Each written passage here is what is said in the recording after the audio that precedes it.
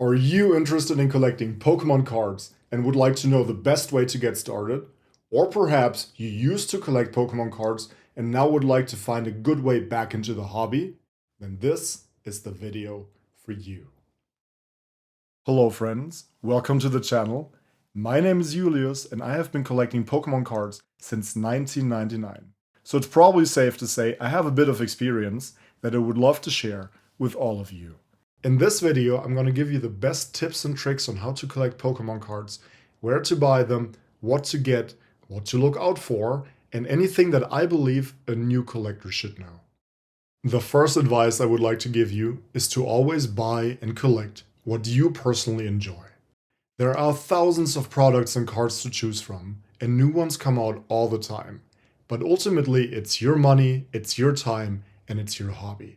You have a reason why you would like to collect the Pokemon TCG, so don't let anybody else tell you what to collect, how to collect, or what is a good card or not. You just enjoy the cards, and then you will have the most fun in this hobby. Before you go out and buy anything, you should start by getting a good understanding of Pokemon cards. This will help you make better decisions and make the whole hobby a lot more fun. Here you can see arguably the most famous Pokemon card of all time.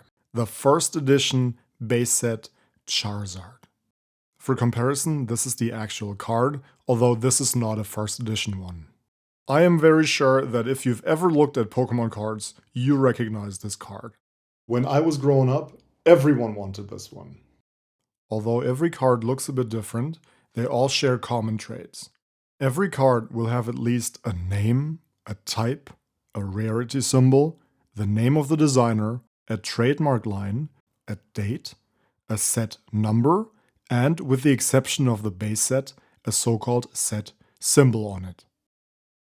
The first print runs of the early Pokemon TCG sets used to come with a so-called first edition stamp, but they phased this out in later sets.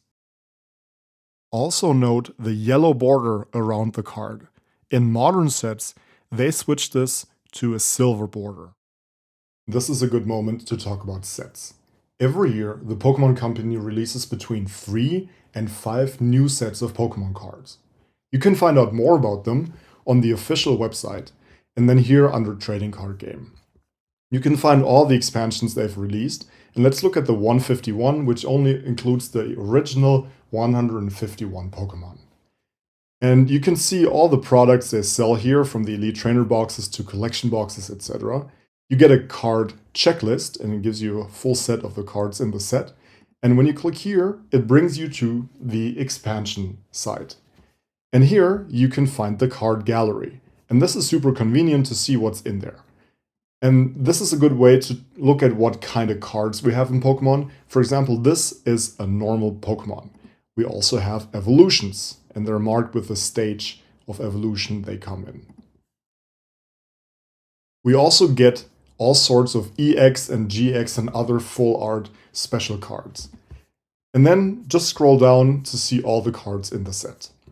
Besides Pokemon, we also have items or supporter cards, tools, stadium cards, etc.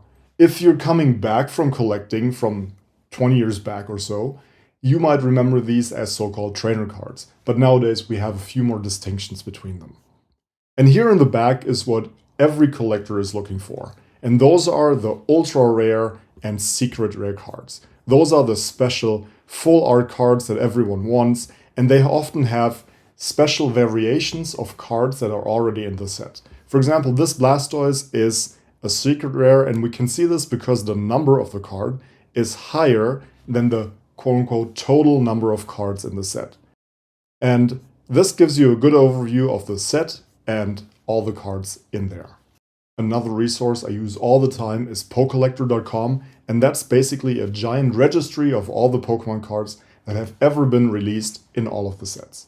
And you can see it shows you all the sets from the newest ones to the oldest ones like base set, and here it is, the famed Charizard card.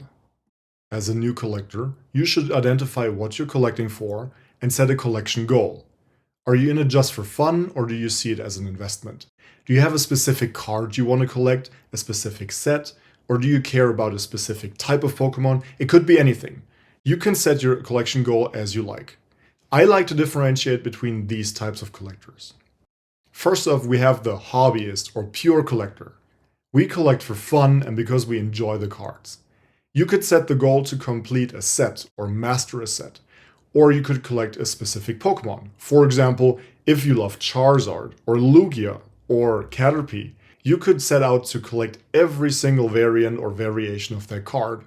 Or you could make a whole binder full of energy cards, or collect a specific color or type.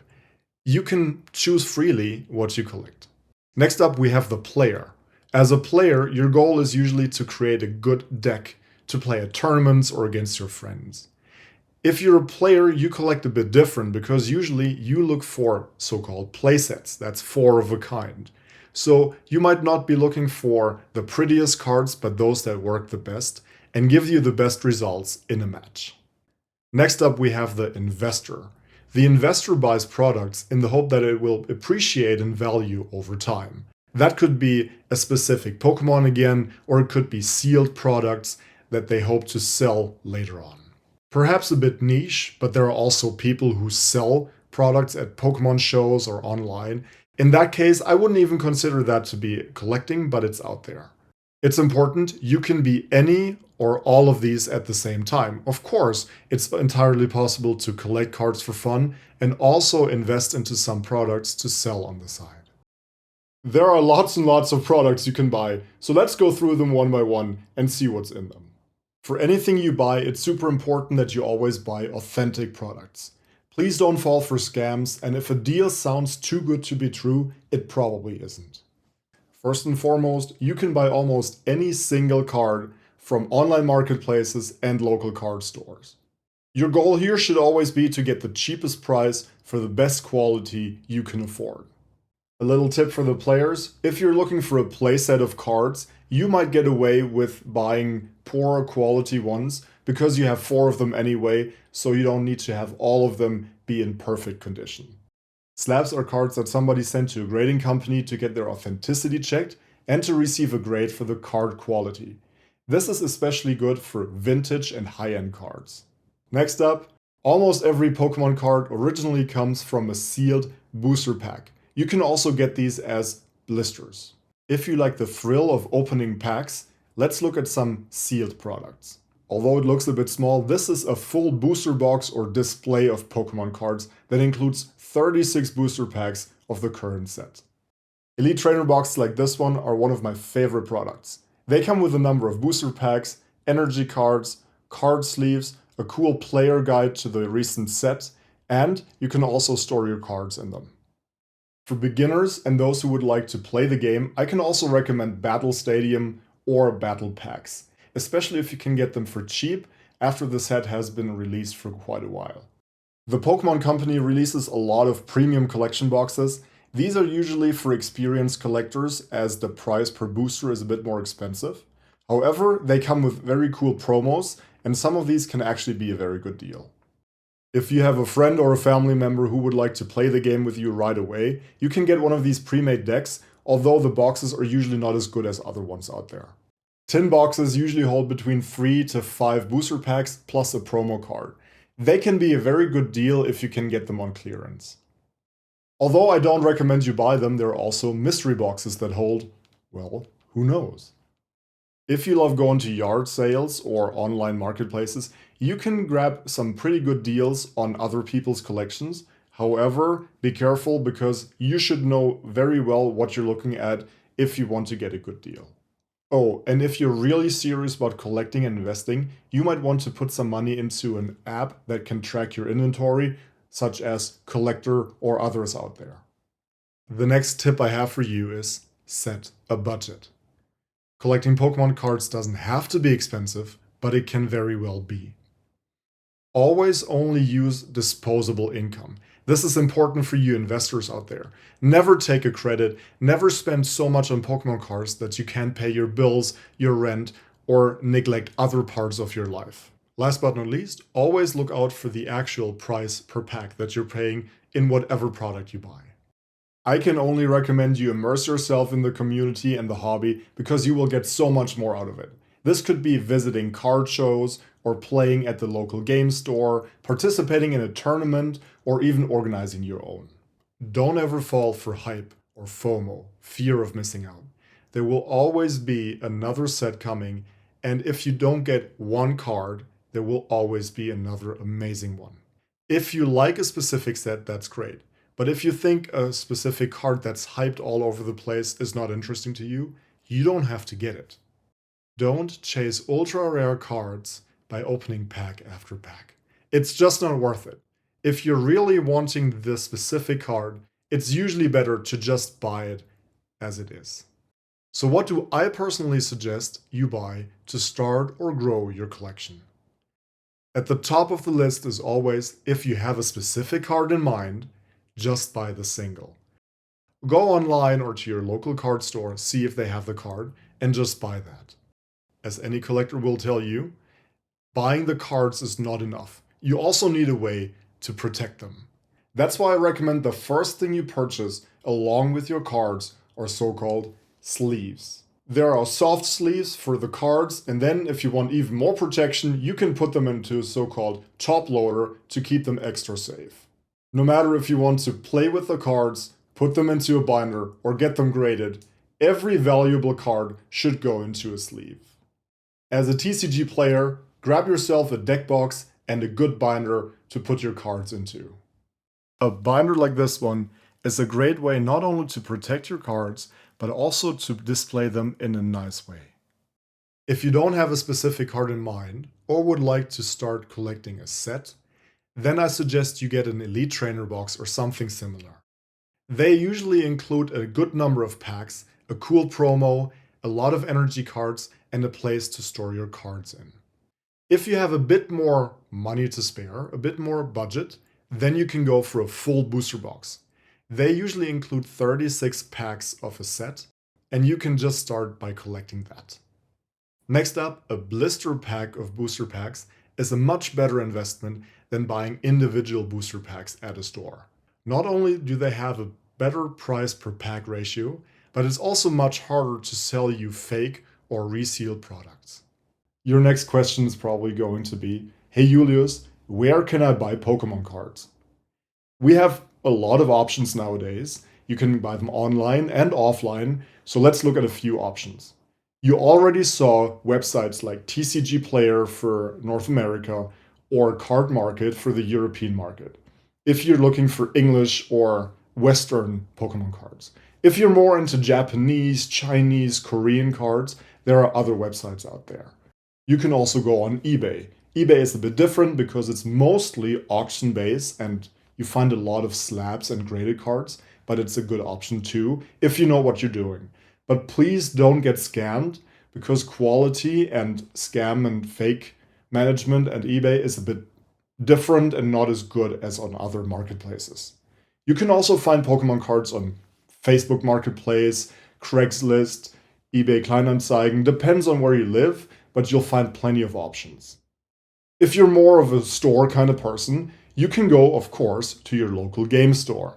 They will sell you anything that you desire, Pokemon cards, Yu-Gi-Oh cards, any other type. You can also find accessories and anything else that you might look for.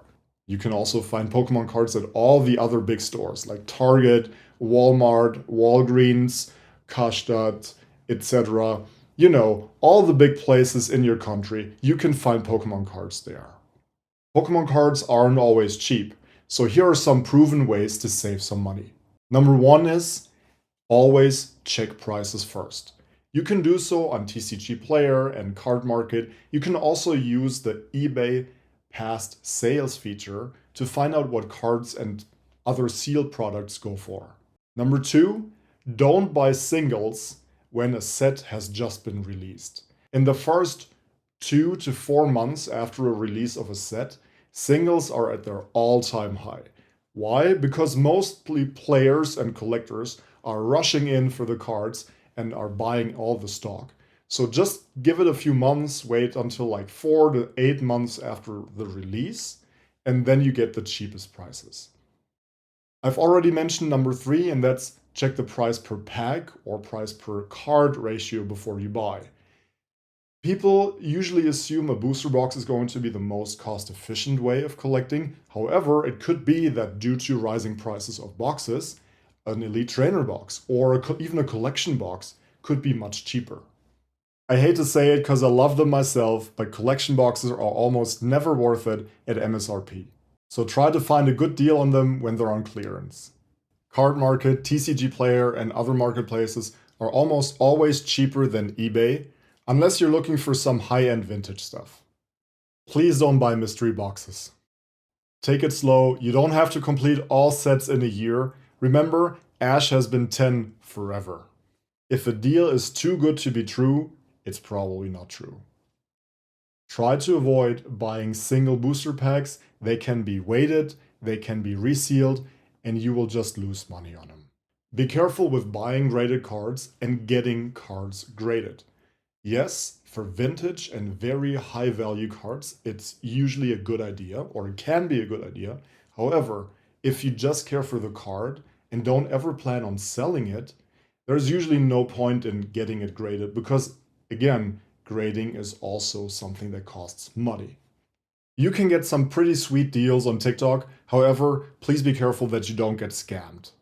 I hope now you have a better understanding of the Pokemon TCG and you learned something today. If you enjoyed the video, please give me a like and subscribe to the channel for more videos like this. And before I let you go and become a Pokemon master, I would like to say one more thing to you. And I hope you keep this in mind and in your heart when you collect Pokemon.